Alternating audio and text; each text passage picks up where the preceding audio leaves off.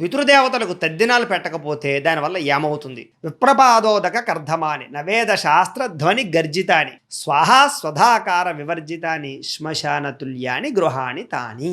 ఏ గృహం వేద విద్వాంసుల కాళ్ళు కడిగి దాన్ని నెత్తి మీద జల్లుకోదో, వేద ధ్వనులు వినబడకుండా ఉంటాయో, ఎక్కడైతే దేవతలను పితృదేవతలను స్వాహా స్వధాకారాలతోటి పూజ చేయకుండా ఉంటారో అది శ్మశానంతో సమానము అని చాణక్యుడు చెప్పి, ఏ గృహంలో వేద పండితులు కాళ్ళు కడగరు అన్నాడు. అంటే కనీసం మనం వేద పండితులు ఇంటికి పిలిచి వాళ్ళ కాళ్ళు కడిగి నెత్తి మీద నీళ్లు జల్లుకోవాలి. ఎందుకంటే సాక్షాత్తు నారాయణ స్వరూపం అవుతాడు వేదం చదువుకున్నటువంటి వాడు. ఎక్కడైతే వేద ధ్వనులు వినబడవో, అందుకు మనకి తిరుమల తిరుపతి దేవస్థానం కూడా ప్రతి గుళ్ళోనూ కూడా వేద పండితులకు పోస్ట్ వేస్తున్నారు. వేదం చదువుకుంటే కనుక వాళ్ళకి పట్టా ఉంటే కనుక వాళ్ళకి ఉద్యోగం ఇస్తారు. ప్రసిద్ధి అయినటువంటి ప్రతి ఆలయంలోనూ కూడా వాళ్ళు వ్యాపారాలు కానీ వ్యవసాయాలు కానీ లేదా కొన్ని రకాల పనులు కానీ వాళ్ళు చేసేవాళ్ళు కాదు. ప్రస్తుత కాలంలో బ్రాహ్మణులందరూ కూడా వ్యాపారాలు ఉద్యోగాలు ఎక్కువైపోవడం కారణం చేత వేదం చదవకపోవడం చేత తగ్గిపోతుంది. దేవతలను పితృదేవతలను స్వహా స్వధాకారాలతోటి, పితృదేవతలు స్వధాకారాలతోటి. సాధారణంగా పితృదేవతలకు కూడా తద్దినాలు పెట్టడం కానీ స్వధాకారంతో